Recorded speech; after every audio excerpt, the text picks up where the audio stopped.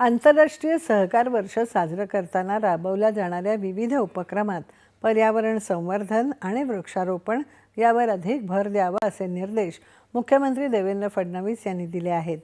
आंतरराष्ट्रीय सहकार वर्षानिमित्त विविध कार्यक्रमांची आखणी करण्यासाठी आज झालेल्या बैठकीत ते बोलत होते।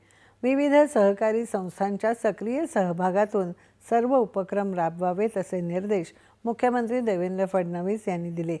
या निमित्ताने येत्या वर्षभरात राबवण्यात येणाऱ्या उपक्रमांची माहिती जनतेपर्यंत पोहोचवावी असंही त्यांनी सांगितलं।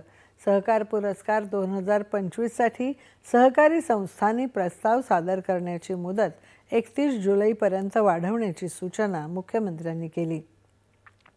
राज्याने सहकार क्षेत्रात केलेल्या प्रगतीची माहिती जनतेला मिळावी आणि सहकार क्षेत्राला प्रोत्साहन मिळावं यासाठी हा कार्यक्रम प्रभावीपणे राबवला जावा असंही ते म्हणाले। शक्तीपीठ हा विकासाचा